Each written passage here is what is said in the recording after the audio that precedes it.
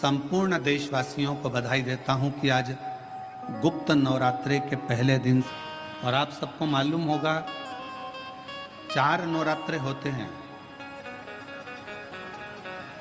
उन 4 नवरात्रे में 2 नवरात्रे गुप्त माने गए। तो नवरात्रा आता है जो आज से प्रारंभ हुआ है, कहते हैं अगर कोई स्थिर होकर एकांत में बैठकर भगवान शंकर के नाम का मात्र संबोधन श्रवण कर लेता है, सुन ले, गुनगुना ले, शिव को याद कर ले, तो कहते हैं शिव और शक्ति की दोनों की कृपा उसके ऊपर बनी ही रहती है। और फिर निवेदन करेंगे, आज से नवरात्रे प्रारंभ हुए हैं, 9 दिन तक। ये गुप्त नवरात्रे के 9 दिन, अगर आपको ऐसा लगता है कि शिवजी आप बाबा मेरी नहीं सुन रहा, बहुत संघर्ष का जीवन चल रहा है, बहुत परेशानी का जीवन चल रहा है, बहुत कष्ट का जीवन चल रहा है, और कोई मंजिल, कोई राह, कोई मार्ग दिख ही नहीं रहा,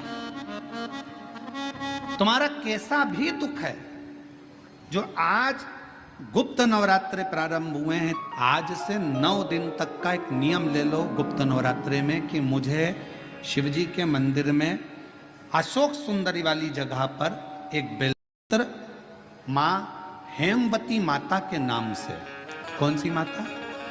हेमवती, माँ हेमवती के नाम से एक बेलपत्र अशोक सुंदरी वाली जगह पर समर्पित करूंगी। 9 दिन का एक नियम धारण करो, और 12वें या 15वें दिन आप देखिए आपका जो दुख है मेरा बाबा उसको काट कर ही रहा। गुप्त नवरात्रे जो आज से प्रारंभ हुए हैं, गुप्त नवरात्रे तो नवरात्रा है, इस नवरात्रे में हेमवती माता का स्मरण करना, एक बेलपत्र का पूजन करना, या एक बेलपत्र के वृक्ष के नीचे आप 9 दिन तक भी, अगर मंदिर तक भी नहीं जा सकते, मंदिर में आप बेलपत्र रखने नहीं जा सकते, तो आपके घर के आंगन में, द्वारे पर, बगीचे में, आपके घर के पास अगर कोई बेलपत्र का पौधा है, वृक्ष है, उस बेलपत्र के वृक्ष के सामने एक बेलपत्र का पत्ता रखकर भी अगर आप उस पर जल चढ़ा रहे हैं या पूजन कर रहे हैं हेमवती माता के नाम से, तो उसका फल आपको मिलेगा। और मान लो बेलपत्र का वृक्ष भी नहीं है, हम मंदिर भी नहीं जा सकते, हम कहीं नहीं जा सकते, घर से बाहर कैसे निकलें, पानी तेज है, जलवृष्टि हो रही है, बहुत सा पानी है, तो क्या करें? अपने घर में जो शिवलिंग है, तुम्हारे घर में अगर जो शिवलिंग है, तुम्हारे घर में जो शिवलिंग विराजमान है, उसी शिवलिंग के साक्षी में, सम्मुख में भी अगर हेमवती माता का नाम लेकर अगर एक बेलपत्र समर्पित करोगे 9 दिवस तक, तो उसका फल मिलेगा जरूर, उसका जल, उसका फल मिलेगा। फिर से बोलो, कौन माता? हेमवती माता। कौन है ये? शिव महापुराण की कथा कहती है, जब माता पार्वती जी हिमालय राज के घर में प्रगटी और हिमालयों की कंदरा में बैठकर मां पार्वती जी तप साधना में लीन हुई, जितनी परीक्षा भगवान शंकर ले सकते थे, शिवजी ने सारी परीक्षा ली। ब्रह्मदेव परीक्षा लेने आए, भगवान नारायण परीक्षा लेने आए, इंद्रदेव आए, सप्तऋषि आए, सारे साधु संतों को परीक्षा लेने भेजा, पर मां उन परीक्षाओं में पास होती चली गई। तब भगवान शंकर ने दर्शन देकर कहा, पार्वती आज से तुम्हारा नाम हेमवती रहेगा। सुनो पार्वती, तुम्हारे इस नाम की आराधना जो तुम्हारे गुप्त स्वरूप में करेगा, उसको मनवांचित फल की प्राप्ति हो जाएगी। और वो फल, आज कथा अगर प्रारंभ हुई है और आप लोगों को मौका मिला है, तो इस कथा का स्मरण अपने जीवन में जरूर करें। अगर इस गुप्त नवरात्रे के अंतर्गत 9 लाल फूल और 5 श्वेत पुष्प, ये दोनों, लोग कहते हैं गुप्त नवरात्रे में हम देवी की आराधना करें, गुप्त नवरात्रे में हम भगवान की आराधना करें, पर शिव महापुराण की कथा कर रही है, भगवान शंकर का चरित्र कथा है। अगर आपने देवी भागवत का स्मरण किया हो, या भगवान शिव की एक पवित्र आनंदमय कथा स्कंद पुराण के काशी खंड में अगर सुनी हो, या उसमें भी नहीं पढ़ पाए हो, तो शंगी ऋषि के चरित्र में आता है, शंगी बाबा ने वर्णन किया है कि किसी भी स्थान पर यदि हमारे घर में 2 शिवलिंग है, नहीं है, तो किसी अपने घर के गमले में, बगीचे में 2 पार्थिव लिंग का निर्माण, उसमें एक शिव जी का स्मरण करें और एक में माता पार्वती जी का स्मरण। एक पर 9 पुष्प लाल और एक पर श्वेत पुष्प 5 समर्पित करें। बाबा की आराधना करें, घी का दीप लगाएं, पूजन करें और बाद में उन शिवलिंग को, उन पुष्पों को विसर्जन कर, किसी भी नदी में, तालाब में, बावड़ी में, वहां नहीं विसर्जन कर सकते हैं तो किसी वृक्ष के नीचे उनका विसर्जन कर। और ये नवरात्रे, ये जो गुप्त नवरात्रे हैं, इस महीने में जो गुप्त नवरात्रे आती है, इसी के अंतर्गत इसका पूजन है। एक बार हमने पहले वर्णन किया था, जिसके यहाँ संतान नहीं होती उसके लिए भी पहले जो आषाढ़ के महीने में जो गुप्त नवरात्रे आते हैं उसका स्मरण कराया था। चाहे गुप्त नवरात्रे हो, चाहे सर्व नवरात्रे हो, केवल देवी की आराधना कर रहे हैं और सोचें कि हम माता जी की आराधना कर रहे हैं और माता जी हम पर प्रसन्न हो।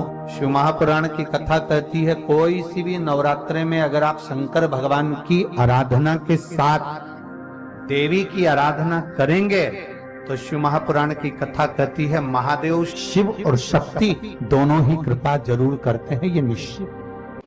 अगर हम शिव महापुराण की कथा को देखें तो माता पार्वती जी अपने तप को कर रही हैं। माँ जगज्जननी, माँ अम्बा, माँ जगज्जननी दुर्गा भवानी, अष्टभुजा धात्री माँ दुर्गा, माँ भवानी, माँ देवी, अगर शिव जी को प्राप्त करने के लिए कोई व्रत कर रही हैं, शंकर भगवान को प्राप्त करने के लिए कोई साधना कर रही हैं, भगवान को पाने के लिए कोई उपास कर रही हैं, यहाँ तक शिव महापुराण की कथा कहती है कि उन्होंने भोजन त्याग दिया था, जल त्याग दिया था, फल त्याग दिया था। शिव महापुराण की कथा कहती है केवल वृक्ष की पत्तियों को ग्रहण करती थी, वृक्ष की पत्ती को भी छोड़ दिया था। दुर्वा का एक छोटा सा अंश मां जगज्जननी माता पार्वती ग्रहण कर रही थी, एक छोटा सा अंश दुर्वा का, वो भी छोड़ दिया था। और जब माता पार्वती जी ने पत्ती छोड़ दी, दुर्वा खाना छोड़ दिया, फल खाना छोड़ दिया, भोजन करना छोड़ दिया, जल पीना छोड़ दिया, तब माता पार्वती केवल वायु का ही पान करती थी, केवल वायु का पान करती थी। समय ऐसा आया कि माता पार्वती जी ने वायु का पान भी नासिका की एक स्वर से करना प्रारंभ किया। धीरे धीरे माता पार्वती जी ने वायु को भी अपने अंदर रोक लिया। तब देवादिदेव महादेव पार्वती जी के सम्मुख में प्रकट हुए और शिव जी ने पार्वती को वर प्रदान किया। शंकर जी कहते हैं, सुनो पार्वती, तुमने मेरी आराधना करी है, तुमने मेरी साधना करी है, मेरी साधना इतनी बलवान तुमने करी है कि तुम्हारी शक्ति प्रबल हो गई। पार्वती, आज मैं तुमको 2 वर देता हूं। मेरी विदर्भ की माताओं, नागपुर नगर की मेरी जीजियों और नागपुर नगर के मेरे जितने भाई लोग बैठे हैं, मेरे जीजाओं, बड़े सावधानी से कथा सुनो। इस नवरात्रे के अवसर पर दिल से सुन लिया तो निश्चित है आपकी झोली खाली नहीं रहेगी, मेरा देवादिदेव महादेव भर कर ही भेजेगा। ये रीते यहाँ महाराज, खाली ना जाता कोई दर से तुम्हारे, खाली ना जाता कोई दर से तुम्हारे, मैं भी खड़ी हूँ नंगी बाहें पसारे, अपने हृदय से लगा लो गिरा जा रहा हूँ, उठा लो अपने दर से अब तो न टालो, गिरी जा रही हो उठा लो। शिवजी ने माता पार्वती को 2 वर दिए और वो दोनों वर आपके ध्यान में रहना चाहिए, आपके स्मरण में रहना चाहिए।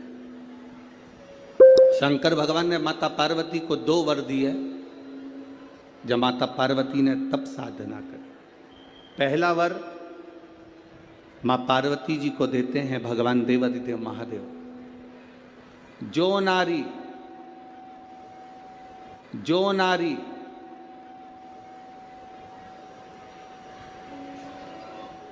जो पुरुष, कोई बेटी कोई बेटा, जो नारी जो पुरुष, संत साधु महात्मा सन्यासी त्यागी बैरागी, कोई बालक कोई बुजुर्ग, जब भी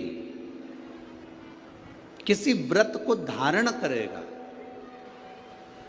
कोई भी व्रत हमने अपनी जिंदगी में उठा लिया, कोई व्रत धारण करेगा तो शंकर भगवान कहते हैं उस व्रत को पूर्ण करने की शक्ति बल पार्वती तुम और मैं, शिव और शक्ति दोनों प्रदान करेंगे। जब भी कोई व्रत उठा,